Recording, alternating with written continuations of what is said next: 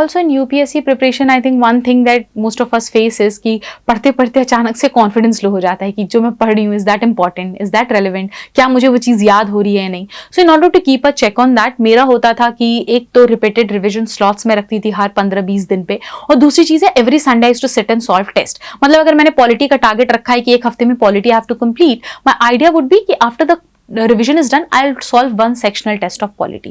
ठीक है. And similar was the thing for mains. More number of mocks you give, more number of practice you do, more better you'll be able to analyze your own self. You'll be able to analyze your preparation, where do you stand, and what are the shortcomings that are there. So that जो अभी हम अपनी गलती identify कर लेंगे, we'll be able to work on that, और हमें ज़्यादा you will not have to wait for a failure in examination to learn from there.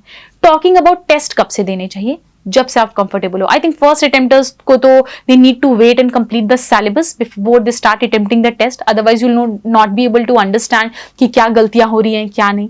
For students who have already given one attempt, जिन्होंने अच्छे से एक बार preparation कर ली है, उनके लिए तो मैं सजेस्ट करूंगी start giving test as the moment you enter into your next stage of preparation. Please give as many tests as you can, क्योंकि उससे आपको ये पता चलेगा you will be able to continuously check your performance. इससे आप ये देख पाओगे कि जो knowledge आप feed in कर रहे हो is that to be practically applied in the examination or not. क्या आप उसको retain कर पा रहे हो, क्या आपको conceptual clarity है या नहीं है.